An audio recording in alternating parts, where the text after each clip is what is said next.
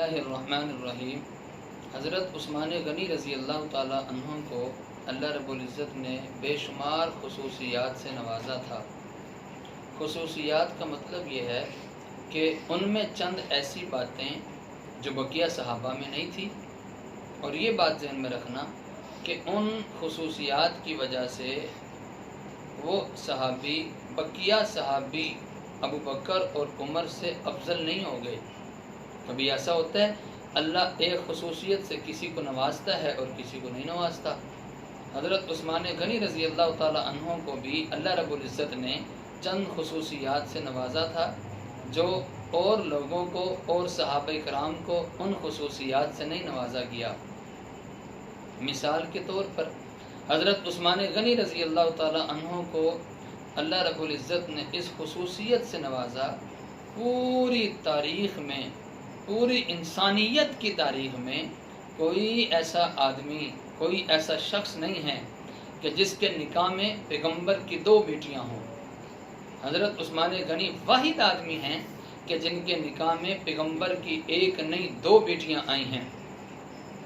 नबी पाक सल्लल्लाहु अलैहि वसल्लम की 2 बेटियां हज़रत रुकैया और उम्मे कुलसूम हज़रत उस्मान गनी के निकाह में आई हैं, और कोई ऐसा शख्स नहीं है जिसके निकाह में किसी पैगंबर की 2 बेटियां आई हों। एक तो आ सकती है लेकिन 2 आई हों, ऐसा नहीं हुआ। हज़रत उस्मान वाहिद वो सहाबी हैं कि जिनके निकाह में पैगंबर, और पैगंबर भी आखिरी पैगंबर, उनकी 2 बेटियां उस्मान के निकाह में आई हैं। इसी तरह हज़रत उस्मान की एक खसूसियत ये भी है कि उन्होंने 2 मरतबा हिजरत की है। एक मरतबा मक्का से हबशा और दूसरी मरतबा मक्का से मदीना हिजरत की है। ये वाहिद सहाबी हैं कि जिन्होंने अपने घर वालों समेत, अपनी बीवी, अपनी अहलिया समेत 2 हिजरतें की हैं। इसी वजह से हज़रत उस्मान गनी रज़ी अल्लाह ताला अन्हों को ज़ुल हिजरतैन भी कहा जाता है, 2 मरतबा हिजरत करने वाले। और लोगों ने भी की है लेकिन अकेले की है, तन्हा की है, अहलिया समेत नहीं की। अहलिया समेत हिजरत करने वाले हज़रत उस्मान गनी हैं, जिन्होंने पहले मक्का से हबशा हिजरत की है और फिर दोबारा मक्का से मदीना हिजरत की है।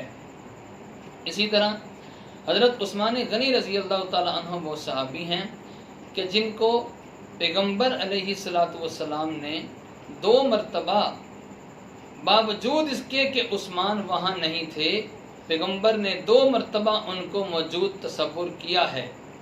ये खुसूसियत भी अगर मिली है हज़रत उस्मान गनी को मिली है। 2 मौके ऐसे आए, नबी पाक सल्लल्लाहु अलैहि वसल्लम ने उस्मान को मौजूद तसव्वुर किया है, हालांकि वहाँ मौजूद नहीं है। इसके बावजूद नबी पाक सल्लल्लाहु अलैहि वसल्लम ने हज़रत उस्मान गनी को वहाँ मौजूद समझा है, वहाँ मौजूद तसव्वुर किया है। नंबर 1, ग़ज़वा बदर का मौका। ग़ज़वा बदर के मौके पर हज़रत उस्मान गनी रज़ी अल्लाह ताला अन्हो मौजूद नहीं थे, ग़ज़वा बदर में नहीं गए। ना जाने की वजह उनकी बीवी नबी पाक सल्लल्लाहु अलैहि वसल्लम की बेटी हज़रत रुकैया बीमार थी। इस वजह से हज़रत उस्मान गनी ग़ज़वा बदर में नहीं गए। तो ना जाने की वजह पैगंबर का हुक्म है, पैगंबर ने मना फरमाया था, उस्मान मेरी बेटी रुकैया का ख्याल करो, तुमने जिहाद में, तुमने ग़ज़वे में नहीं आना। लेकिन जब ग़ज़वे से वापसी आए, नबी पाक सल्लल्लाहु अलैहि वसल्लम ने उस ग़ज़वे में मिलने वाले माले गनीमत को जब तकसीम किया, तो तकसीम उनमें किया जाता है जो ग़ज़वे में मौजूद हों। नबी पाक सल्लल्लाहु अलैहि वसल्लम ने माले गनीमत जहां उन मुजाहिदीन को दिया जो गए थे ग़ज़वे में, नबी पाक सल्लल्लाहु अलैहि वसल्लम ने माले गनीमत हज़रत उस्मान को भी दिया है। हालांकि उस्मान तो गए नहीं हैं, लेकिन नबी पाक सल्लल्लाहु अलैहि वसल्लम ने उनको मौजूद तसव्वुर करते हुए माले गनीमत दिया है। और दूसरा मौका सुलह हुदैबिया जिस वक़्त हुई, नबी पाक सल्लल्लाहु अलैहि वसल्लम ने हज़रत उस्मान गनी रज़ी अल्लाह ताला अन्हो को अपना सफ़ीर और कासिद बनाकर मक्का में भेजा, जाओ उनसे बातचीत करो कि हम उम्रा करने के लिए आ रहे हैं, जंग करने के लिए नहीं आ रहे, लिहाजा हमें उम्रा करने की इजाज़त दी जाए। حضرت عثمان غنی رضی اللہ تعالی عنہ نے مکہ کے لوگوں سے بات چیت کی، مکہ کے لوگوں نے آنے کی اجازت نہیں دی، مکہ کے لوگوں نے انکار کر دیا، تو حضرت عثمان غنی رضی اللہ تعالی عنہ اور کچھ صحابہ اور بھی ساتھ تھے، ان کو وہاں پہ روک لیا گیا اور افواہ یہ مشہور کر دی حضرت عثمان کو شہید کر دیا گیا۔ نبی پاک صلی اللہ علیہ وسلم تک خبر پہنچی عثمان شہید ہو گئے۔ نبی پاک صلی اللہ علیہ وسلم نے سارے صحابہ جو اس موقع پر 1400 یا 1500 صحابہ موجود تھے، ان صحابہ کرام سے بیعت لی، میرے ہاتھ پہ ہاتھ رکھ کے بیعت کرو، آج عثمان کا بدلہ لیے بغیر نہیں جائیں گے۔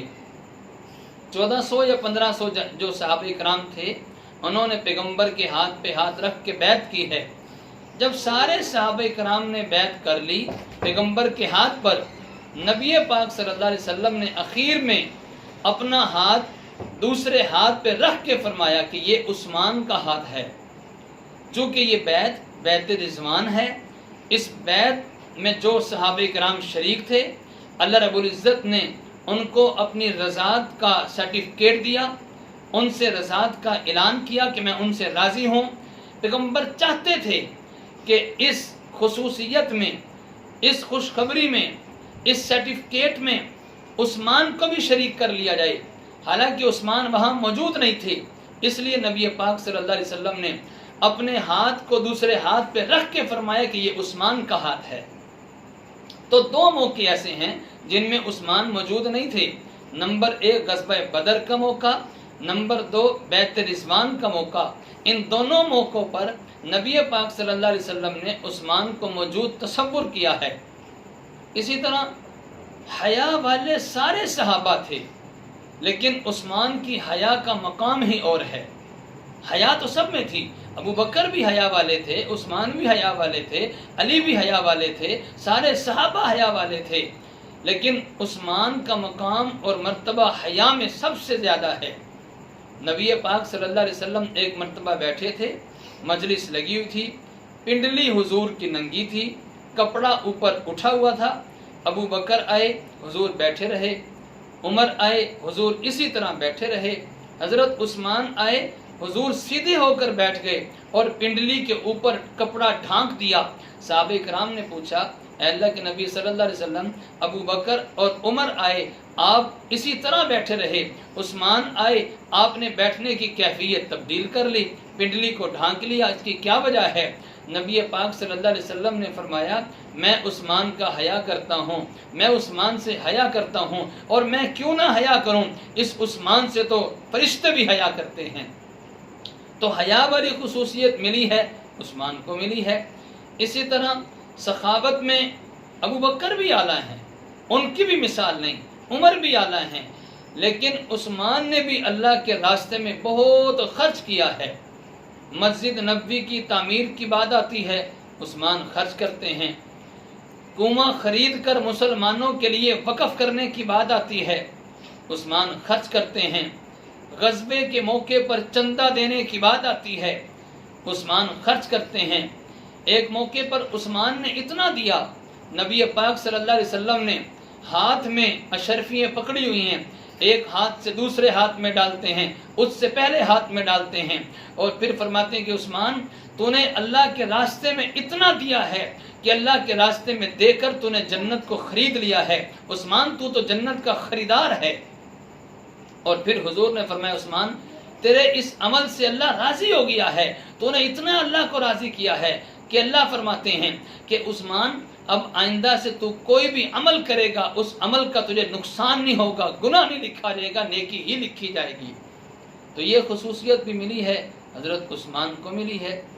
اسی طرح قرآن پاک کے نسخے لکھ کر ملکوں میں عام کرنا، یہ بھی عثمان کے حصے میں آیا۔ اسی وجہ سے حضرت عثمان کو ناشر قرآن کہا جاتا ہے۔ ناشر قرآن کا مطلب قرآن نشر کرنے والے، قرآن کو پھیلانے والے، قرآن کو عام کرنے والے، یہ حضرت عثمان غنی ہیں۔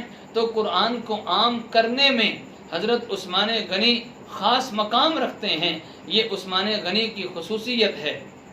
اسی طرح قرآن سے والہانہ تعلق حضرت عثمان کا بہت زیادہ تھا۔ ایک رکعت میں پورا قرآن پڑھ جایا کرتے تھے۔ حضور کے زمانے میں حافظوں میں حضرت عثمان کا نام بھی آتا ہے، ایک رکعت میں پورا قرآن پڑھ جایا کرتے تھے۔ اور یہی وجہ ہے عثمان کو قرآن سے کتنا پیار ہے کہ دنیا سے جاتے ہوئے جس وقت ان کی شہادت ہوتی ہے قرآن کی تلاوت کر رہے تھے، اور عثمان کے خون کے چھینٹے قرآن کے اوپر پڑے ہیں۔ کل قیامت کے دن وہ قرآن بھی عثمان کی شہادت کی گواہی دے گا۔ تو یہ چند خصوصیات آپ کی خدمت میں رکھی ہیں۔ یہ وہ خصوصیات ہیں کہ جن خصوصیات سے اللہ رب العزت نے حضرت عثمان غنی کو نوازا ہے۔ اللہ سے دعا اللہ تعالی ہم سب کو حضرت عثمان غنی کے نقش قدم پہ چلنے کی توفیق عطا فرمائے۔